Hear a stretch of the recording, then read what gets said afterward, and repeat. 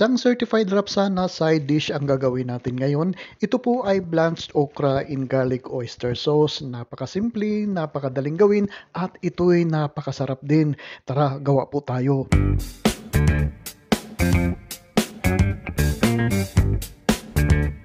Ito po'y kalahating kilong okra na nabili ko sa palengke, pero mas maganda sana kung mayroon tayong sariling tanim na okra para sariwang-sariwa po. Hugasan lang po natin ng maigi ang ating okra at pagkatapos po ay i-drain po natin ito.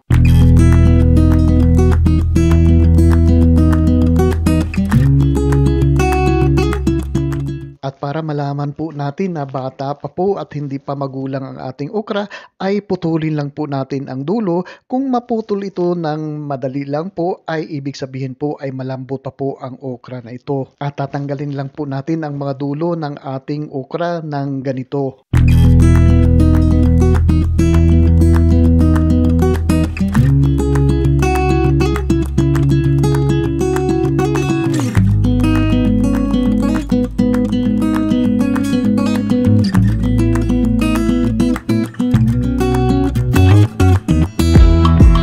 Ngayon naman po ay i-blanch po natin ang ating okra. Magpapakulo lang po tayo ng tubig ng ganito.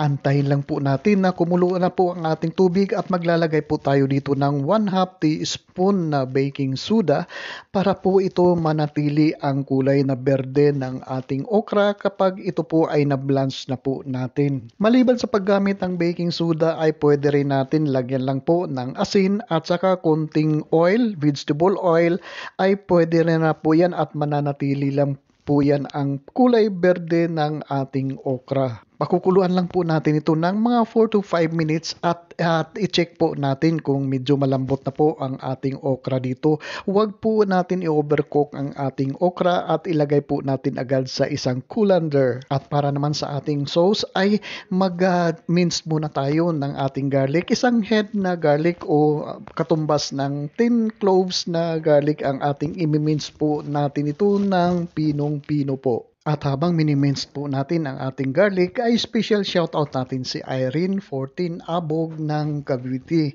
Maraming salamat po sa inyong patuloy na pagsubaybay at panonood sa aking mga video recipe dito.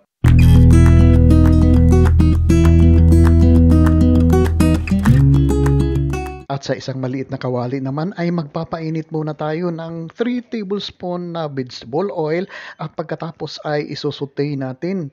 Igigisa po natin ang ating minced garlic na ginawa kanina.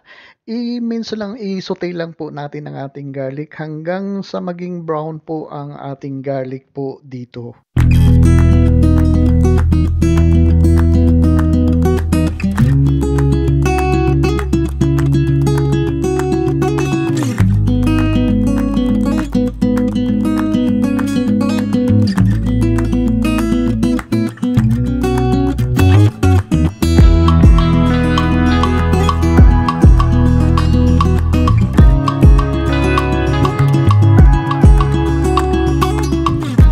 Kapag ganito na po ang kulay ng ating garlic, idagdag naman natin dito ang ating 2 tablespoon na oyster sauce at ituloy-tuloy lang po natin ang ating pagkahalo dito. Haluin lang po natin ng haluin muna at idagdag na rin natin dito ang ating 2 tablespoon na soy sauce. Maglalagay din po tayo dito ng chili paste o chili flakes o kaya fresh na bird's eye chili ang ating ilalagay po dito, pampaanghang para may kick po ang lasa ng ating sauce po dito. Pero kung meron pong mga bata ay hindi po pwede.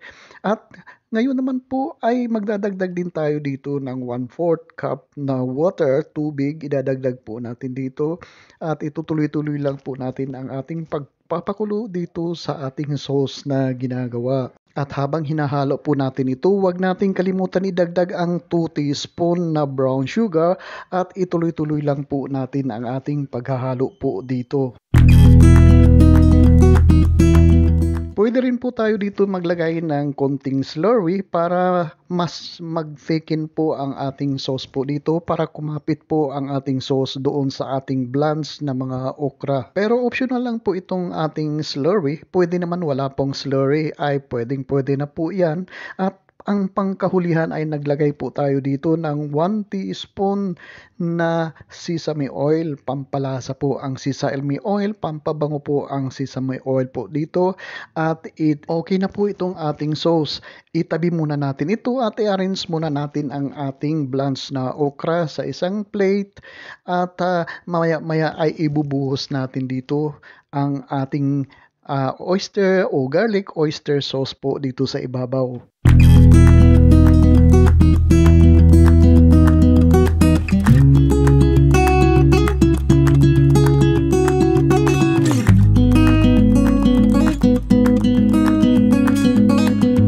Isa na naman certified Rapsan na side dish ang ating nagawa ngayon at kayang-kaya nyo po ito.